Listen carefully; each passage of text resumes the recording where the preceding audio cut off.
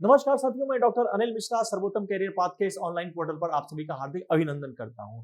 जैसा कि हम आप सभी जानते हैं कि हम इतिहास विषय के अंतर्गत भारत के राष्ट्रीय आंदोलन के बारे में चर्चा कर रहे थे और हमारी ये चर्चा बंगाल विभाजन तक पहुंच गई थी। जैसा कि मैंने आपको बताया था कि 1905 में लॉर्ड कर्जन के द्वारा बंगाल का विभाजन किया गया और इसके तहत समूचा बंगाल जो था वो दो भागों में बांट दिया गया, पूर्वी बंगाल और पश्चिमी बंगाल। ये बंगाल भारत का उस समय सबसे बड़ा सूबा था। भारत की 1/6 जनसंख्या इस बंगाल में ही निवास किया करती थी और यहां पर राष्ट्रीयता की भावनाएं सबसे ज्यादा मजबूत थी और इन्हीं राष्ट्रीयता की भावनाओं को तोड़ने के लिए कर्जन ने बंगाल का विभाजन कर दिया और तर्क ये दिया कि बंगाल का सूबा काफी बड़ा है और इसका प्रशासन काफी मुश्किल है, इसलिए बंगाल को दो भागों में बांटा जा रहा है।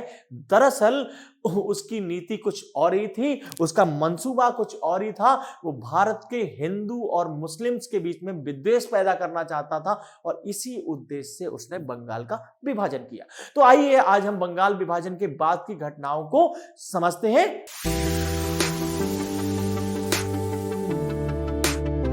तो जैसा कि मैंने आपको बताया था कि 1905 में कर्जन ने बंगाल का विभाजन कर दिया और इसके बाद भारत के अंदर दो आंदोलन प्रारंभ हुए। एक था स्वदेशी आंदोलन और दूसरा था बहिष्कार आंदोलन। फर्स्ट वाज स्वदेशी movement and second was boycott movement. और ड्यूरिंग दिस पीरियड जो है, इसी दौरान जो वंदे मातरम है देश की राजनीति का प्रमुख नारा बना। किसके दौरान? बंगाल विभाजन के दौरान। तो यहां हमने बताया भी था कि बंगाल विभाजन के दौरान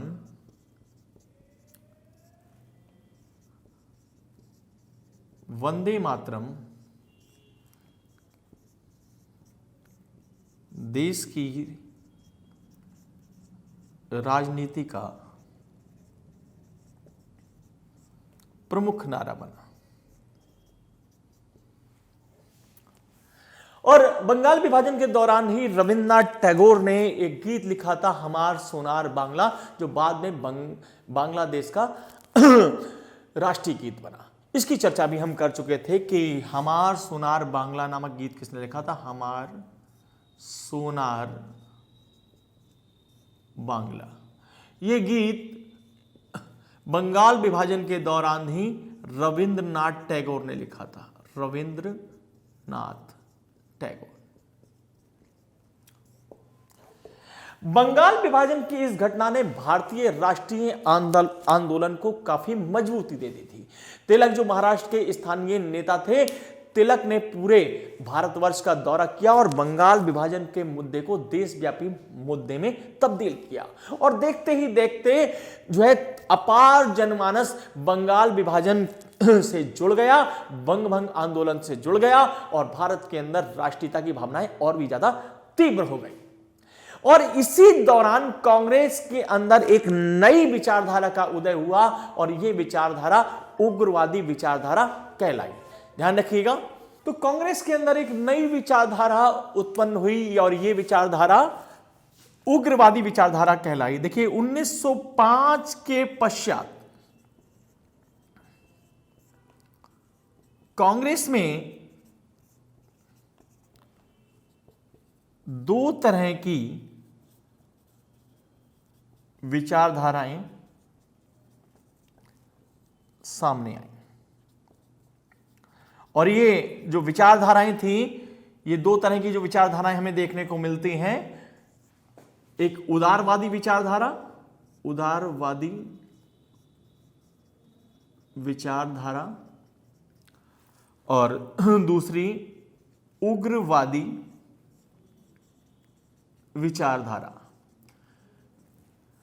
जो कांग्रेस की जो दूसरी विचारधारा है, इसका उदय बंगाल विभाजन के बाद हुआ। यानी 1905 के बाद कांग्रेस के अंदर उदारवादी विचारधारा का उदय हुआ और इसके जो प्रमुख लीडर थे वो लाल बाल पाल थे। ध्यान दीजिएगा, प्रमुख उग्रवादी नेता,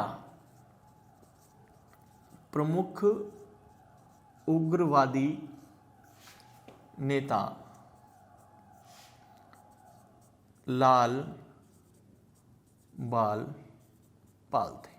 यानी लाल से लाला लाजपत राय, बाल से बाल गंगाधर तिलक और पाल से बिपिन चंद्र पाल। बिपिन चंद्र पाल। तो जैसा कि हमने बताया कि 1905 के बाद कांग्रेस के अंदर एक नई विचारधारा का उदय हुआ, इसको हम उग्रवादी विचारधारा के नाम से जानते हैं, और यह विचारधारा 1905 से लेकर 1920 तक रही। इससे पहले 1885 से लेकर 1905 तक कांग्रेस के अंदर जो विचारधारा बनी रही उसे उदारवादी विचारधारा के नाम से जाना गया, और इसके जो लीडर थे वो उदारवादी नेता कहलाए, मॉडरेट लीडर कहलाए।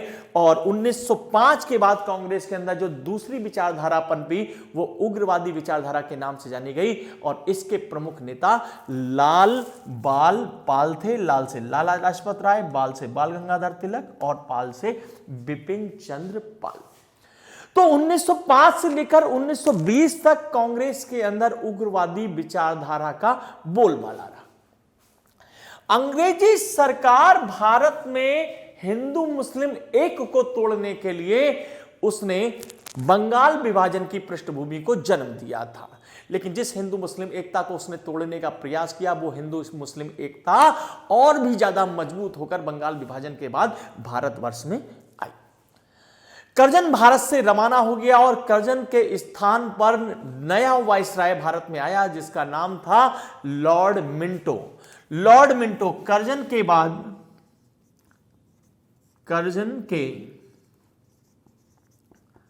स्थान पर लॉर्ड मिंटो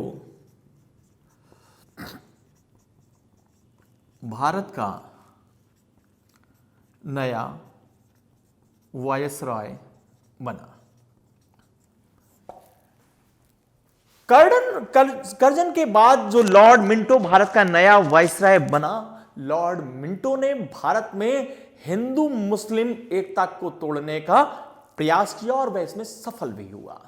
दरअसल भारत में फूट डालो और राज करो की नीति का प्रारंभ ही लॉर्ड मिंटो के समय से होता है। तो भारत में फूट डालो और राज करो नीति की विचारधारा भारत में किसके द्वारा शुरू की गई? तो मिंटो ने भारत में फूट डालो और राज्य करो नीति का प्रारंभ किया। The policy of divide and rule which is started by Lord Minto in India. उसने एक स्टेटमेंट भी दिया था कि हम नाक के दांत बो रहे हैं जिसका फल विषदायी होगा। वास्तव में उसने जो बीज बोए थे भारत में वो इतने विषैले थे कि उसका मुआवजा हमें भारतवर्ष को पाकिस्तान देकर चुकाना पड़ा। लॉर्ड मिंटो जब भारत में आया तो उसने देखा कि हिंदू मुस्लिम एकता और राष्ट्रीय आंदोलन बहुत मजबूती के साथ भारतवर्ष में आगे बढ़ रहे हैं। इस हिंदू मुस्लिम एक को तोड़ने के लिए उसने कुछ पूर्वी बंगाल के चुनिंदा मुस्लिमों से बात की। उसने ढाका के नवाब सलीमुल्लाह खां और आगा खां से बातचीत की और उनसे कहा कि आप अगर एक बड़ा मुस्लिम प्रतिनिधि मंडल लेकर मुझसे मिलने आएंगे तो मुझे बेहद प्रसन्नता होगी। और इसके बाद आगा खां और सलीमुल्लाह खां के नेतृत्व में एक बड़ा मुस्लिम प्रतिनिधि मंडल लॉर्ड मिंटो से मिलता है। लॉर्ड मिंटो बातचीत करते हैं और लॉर्ड मिंटो इस प्रतिनिधि मंडल को एक बात समझाते हैं। वो कहते हैं कि जिस कांग्रेस की आप पूंछ थामे हुए हो, दरअसल ये हिंदुओं की संस्था है, ये इसका मुसलमानों से कोई लेना देना नहीं और इसका आपकी कौम की भलाई में कोई योगदान नहीं। अपनी कौम की भलाई चाहते हो, अपने लोगों का भला चाहते हो, अपनी बेहतरी चाहते हो तो अपने लिए एक नई संस्था बनाओ और अगर ऐसा करोगे तो इसमें मुझे भी खुशी होगी। और ये बात इस प्रतिनिधि मंडल को समझ में आती है। आगा खां और सलीमुल्लाह खां ढाका लौटते हैं और दिसंबर 1906 में एक दूसरी संस्था भारत में अस्तित्व में आती है जो कांग्रेस के पैरेलल चल रही थी, जिसका नाम था मुस्लिम लीग। मुस्लिम लीग की स्थापना 1906 में दिसंबर माह में ढाका में सलीमुल्लाह खां और आगा खां के द्वारा की गई। तो मुस्लिम लीग की स्थापना, मुस्लिम लीग की स्थापना ढाका में आगा खां व सलीम उल्लाह खां के द्वारा की गई। और इस संस्था के जो पहले अध्यक्ष थे उनका नाम था बकार उल मुल्क। तो अगर कभी क्वेश्चन आता है, देखिएगा ये मुस्लिम लीग की स्थापना कब हो रही है, 1906 ईस्वी में। 1906 में मुस्लिम लीग की स्थापना ढाका में आगा खां व सलीम उल्लाह खां के द्वारा की गई।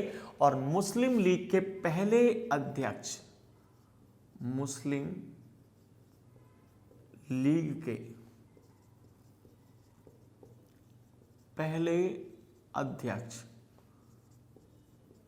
बकार उल मुल्क थे। मुस्लिम लीग के जो पहले अध्यक्ष हैं वो कौन है, बकार उल मुल्क। और इस तरह से कांग्रेस के पैरेलल भारत में एक नई विचारधारा सामने आ गई और जिसने भारतवर्ष में तमाम तरह के टकरावों को जन्म दिया। और यहां से भारत में मुस्लिम राजनीति एक अलग धड़े के रूप में प्रारंभ होने लगी। जैसा कि मैंने आपको बताया था कि 1905 के बाद कांग्रेस में विचारधारा के संबंध में काफी परिवर्तन आया था। दो तरह की विचारधाराएं सामने आई थी, एक उग्रवादी विचारधारा और दूसरी उदारवादी विचारधारा। उग्रवादी विचारधारा के मानने वालों की संख्या धीरे धीरे बढ़ रही थी और वह कांग्रेस में अपना अध्यक्ष बनाना चाहते थे। जब 1906 में कांग्रेस का अधिवेशन कलकत्ता में हुआ तो अध्यक्ष पद को लेकर संघर्ष की संभावनाएं, संघर्ष की स्थितियां बन गई और यहां उग्रवादी और उदारवादियों के बीच में टकराव होता देखकर कांग्रेस ने एक ऐसे वयोवृद्ध व्यक्ति को कांग्रेस का अध्यक्ष बना दिया जिसको ना तो उदारवादी जिसके नाम का खंडन कर सकते थे और ना ही उग्रवादी।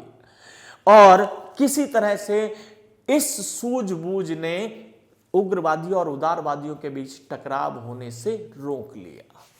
तो 1906 में कांग्रेस का अधिवेशन कहां हुआ, कलकत्ता में। 1906 में कांग्रेस का अधिवेशन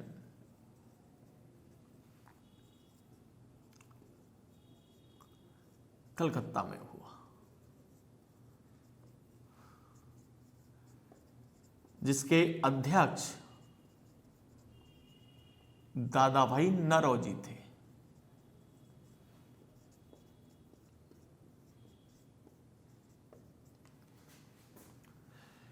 किसी तरह से इस संघर्ष को टाल दिया गया, लेकिन चीजें जो जन्म ले चुकी थी, टकराव की स्थितियां लगभग बन रही थी, कभी ना कभी तो टकराव होना ही था और ये स्थिति आ गई।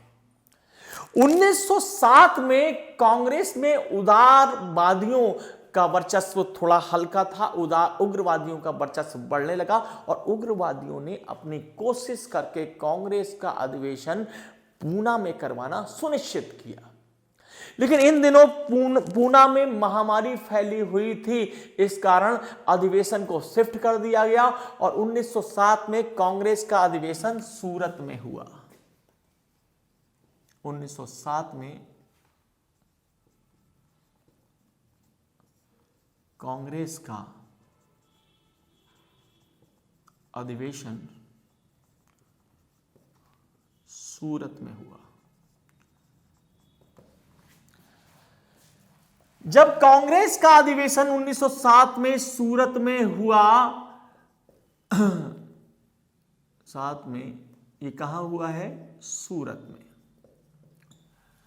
तो यहां संघर्ष, जो पहले से ही संघर्ष की संभावनाएं बन रही थी और संघर्ष की परिणति 1907 में सूरत अधिवेशन में देखी गई। उदारवादी अपना अध्यक्ष बनाना चाहते थे, उग्रवादी अपना अध्यक्ष बनाना चाहते थे। अध्यक्ष पद को लेकर काफी रस्साकसी होने लगी और यह रस्साकसी इतनी बढ़ गई जब उदारवादियों ने अपने वर्चस्व का इस्तेमाल करके रास बिहारी घोष को सूरत अधिवेशन का अध्यक्ष बनाया, तो यह बात उग्रवादियों को चुभ गई और उन्होंने अधिवेशन का बायकॉट किया और पांडाल के अंदर ही जो है लड़ाई झगड़ा मारपीट जैसी स्थितियां बन गई।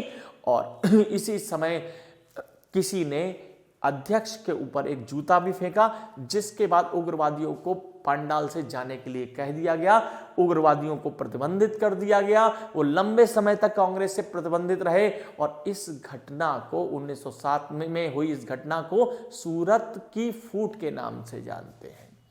तो 1907 में कांग्रेस का अधिवेशन सूरत में हुआ और इसके जो अध्यक्ष हैं, ध्यान रखिएगा बहुत इंपॉर्टेंट है, अध्यक्ष रास बिहारी घोष है। जो सूरत अधिवेशन है इसके अध्यक्ष रास बिहारी घोष थे। और दूसरी बात यह है कि इस घटना सूरत की फूट के नाम से जानी गई। सूरत की फूट जो है कब हुई?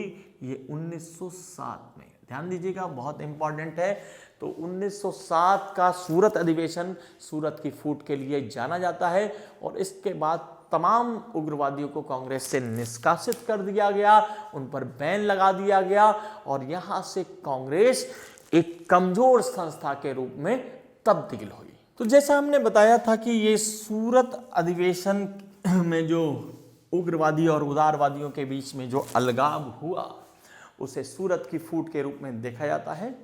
और इसके बाद की घटनाओं को हम आइए समझते हैं। 1908 तक आते आते ब्रिटिश सरकार ने कांग्रेस से अलग हुए इन नेताओं पर पर्याप्त अंकुश लगाना प्रारंभ कर दिया था।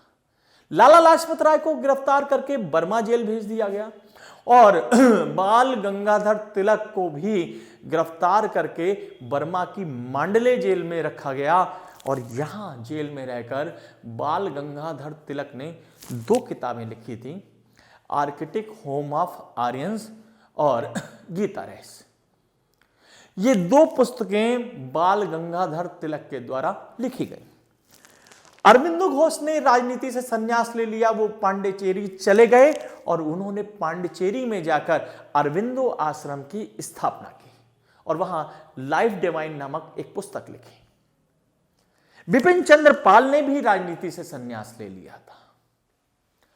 तो 1908 का जो वर्ष है वो बहुत महत्वपूर्ण है। 1908 ईस्वी में मैंने बताया था जैसे कि तिलक को गिरफ्तार करके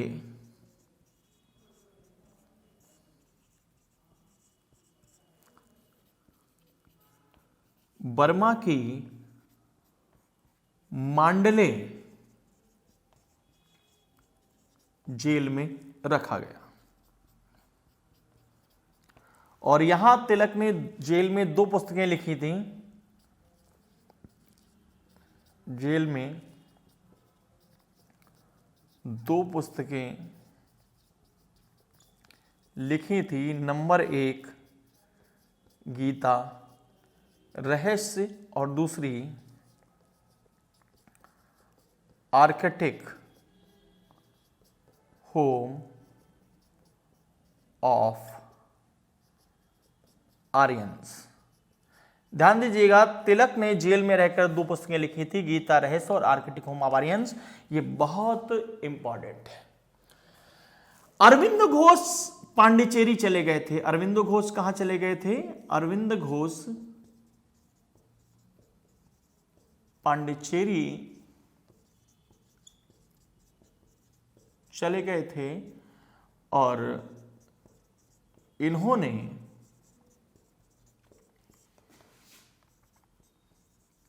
पांडिचेरी में अरविंदो आश्रम की स्थापना की। अरविंद घोष पांडिचेरी चले गए थे और इन्होंने पांडिचेरी में अरविंदो आश्रम की स्थापना की और वहां एक पुस्तक भी लिखी थी। वहां लाइफ डिवाइन नामक एक पुस्तक लिखी थी। लाइफ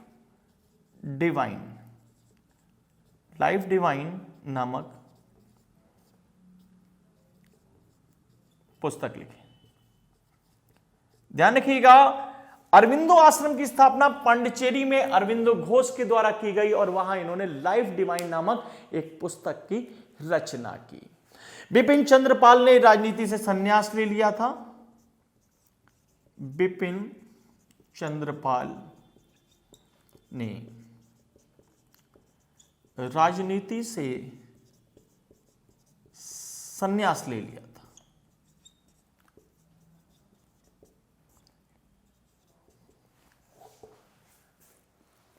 इन गतिविधियों के साथ साथ बंगाल में क्रांतिकारी गतिविधियां जोर पकड़ने लगी। बंगाल के इन क्रांतिकारियों को तत्कालीन अंग्रेज जजों के द्वारा बड़ी से बड़ी सजाएं दी गई, जिससे क्षुब्ध होकर इन क्रांतिकारियों ने बड़े पैमाने पर अंग्रेज अधिकारियों की हत्याएं की।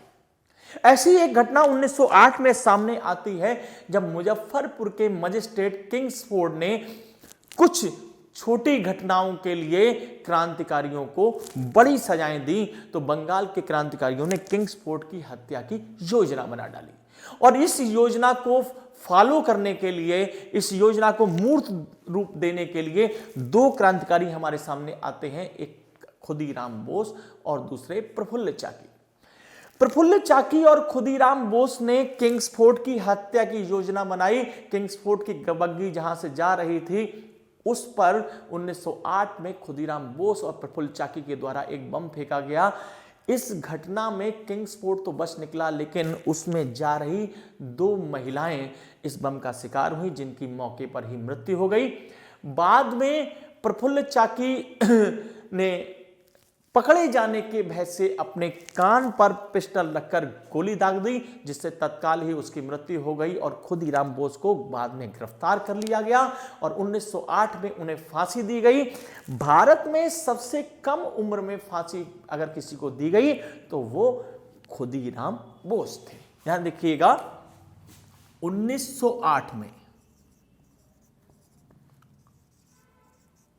मुजफ्फरपुर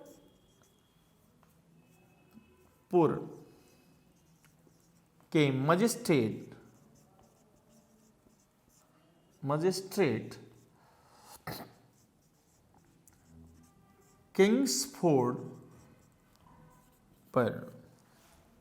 किंग्सफोर्ड की बग्गी पर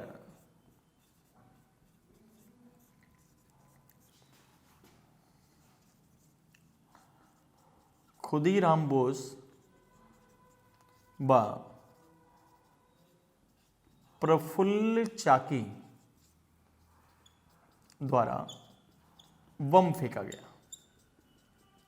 जैसा कि मैंने आपको बताया कि किंग्सफोर्ड इस घटना में बच गए। इसके बाद खुदीराम बोस को गिरफ्तार कर लिया गया और उन्हें फांसी दी गई। सबसे कम उम्र में फांसी पाने वाला कोई क्रांतिकारी अगर भारतवर्ष में है तो वह खुदीराम बोस है। 1908 में खुदीराम बोस को गिरफ्तार कर फांसी दे दी गई। वे सबसे कम उम्र में फांसी पाने वाले क्रांतिकारी थे।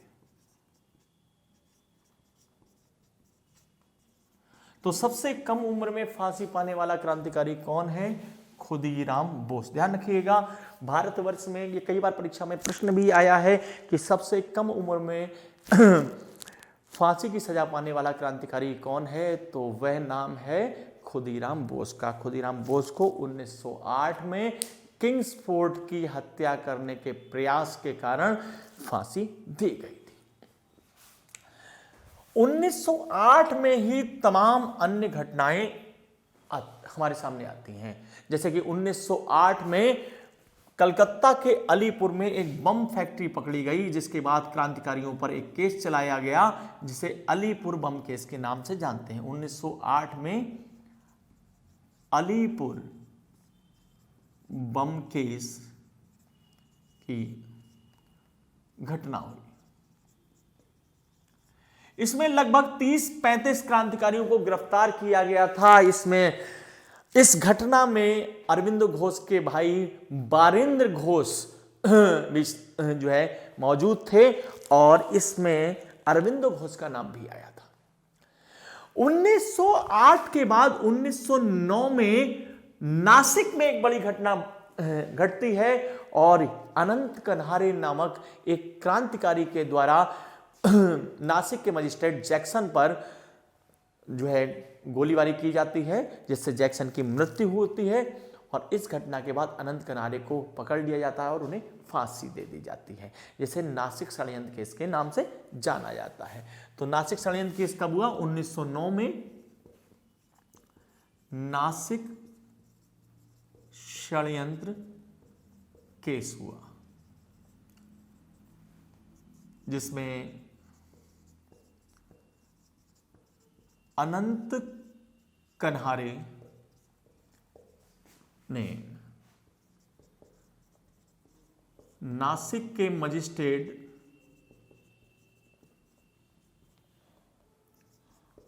जैक्सन पर गोली दाग दी।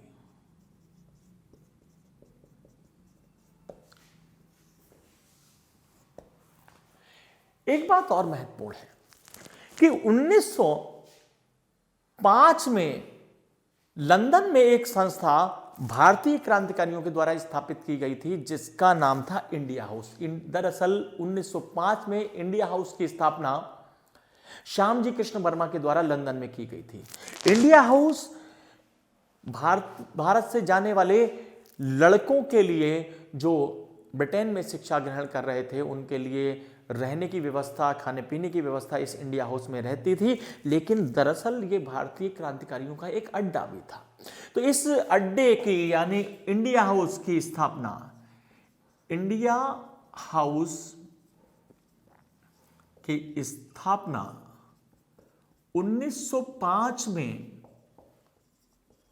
श्यामजी कृष्ण वर्मा ने लंदन में की थी।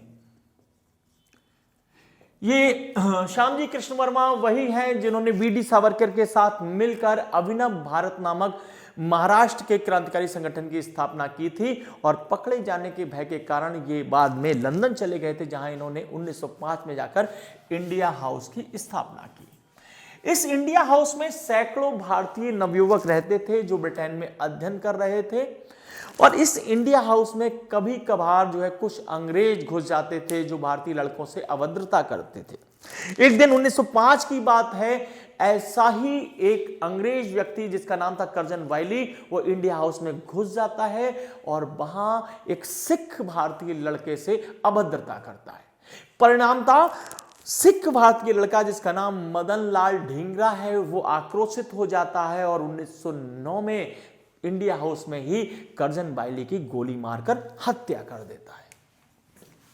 1909 में कर्जन वाइली की हत्या मदन लाल ढींगरा के द्वारा की गई थी। कर्जन वाइली की हत्या इंडिया हाउस में ये घटना कहां घटी है? इंडिया हाउस में।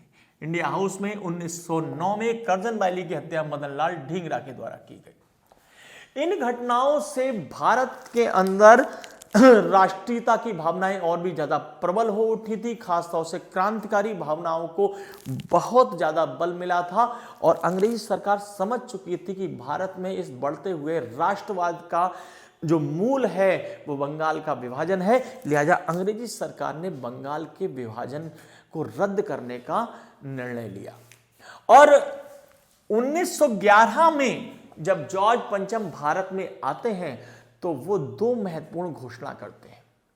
एक तो cancellation of Bengal partition, Bengal विभाजन के रद्द करने की घोषणा करते हैं, और दूसरा कलकत्ता के स्थान पर दिल्ली को भारत की नई राजधानी घोषित करते हैं, जो 1912 में भारत की नई राजधानी बनी।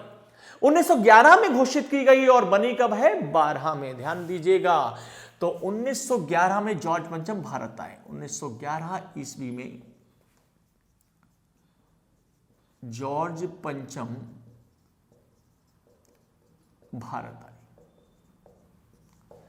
इन्होंने दो महत्वपूर्ण घोषणाएं की। इन्होंने दो महत्वपूर्ण घोषणाएं की। नंबर 1, बंगाल विभाजन रद्द किया गया। बंगाल विभाजन रद्द किया गया कब? 1911 में। ध्यान दीजिएगा, बंगाल विभाजन रद्द कब किया गया? 1911 में। और दूसरा,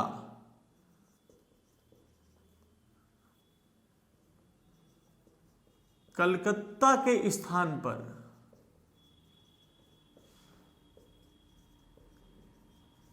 दिल्ली को भारत की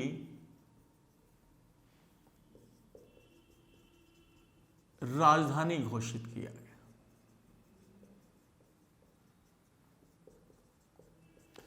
ये दो महत्वपूर्ण घोषणाएं जॉर्ज पंचम के द्वारा की गई कि अब भारत की राजधानी कलकत्ता नहीं होगी, कलकत्ता के स्थान पर दिल्ली को भारत की नई राजधानी घोषित किया गया 1911 में, और 1911 में ही बंगाल विभाजन को वापस ले लिया गया और फिर उसकी वही स्थिति बन गई। तो ये 1911 की घटनाएं हैं। यहां तक के राष्ट्रीय आंदोलन को अभी तक हमने समझा है कि 1905 के बाद 1906 में मुस्लिम लीग की स्थापना ढाका में सलीमुल्लाह खां और आगा खां के द्वारा की गई, और इसके पहले अध्यक्ष बकारउल मुल्क थे। 1907 में सूरत अधिवेशन, कांग्रेस का जो अधिवेशन है वो सूरत में हुआ, जिसमें उग्रवादी और उदारवादियों के बीच में टकराव देखने में आया, और इस घटना को हम सूरत की फूट के नाम से जानते हैं। तो सूरत फूट की घटना सूरत में 1907 में हुई। 1908 में तमाम बड़े बड़े कांग्रेस के पुराने लीडरों को गिरफ्तार कर लिया गया। लाला लाजपत राय को गिरफ्तार करके बर्मा जेल भेज दिया गया। वहीं बाल गंगाधर तिलक भी बर्मा की मांडले जेल में रखे गए, जहां उन्होंने दो महत्वपूर्ण पुस्तकें लिखी थीं, गीता रहस्य और आर्कटिक होम ऑफ आर्यंस। और दूसरी बात, 1908 में ही मुजफ्फरनगर के मजिस्ट्रेट किंग्सफोर्ड की हत्या का प्रयास खुदीराम बोस और प्रफुल्ल चाकी के द्वारा किया गया। खुदीराम बोस को गिरफ्तार कर लिया गया और उन्हें फांसी दे दी गई 1908 में। और आपको बता दें कि सबसे अहम सवाल है कि भारत में सबसे कम उम्र में फांसी पाने वाला व्यक्ति कौन है? उसका नाम है खुदीराम बोस। 1908 में ही अलीपुर षड्यंत्र केस की घटना कलकत्ता में हमारे सामने आती है, और यह घटना क्या है कि कलकत्ता के अलीपुर में एक बम फैक्ट्री पकड़ी गई।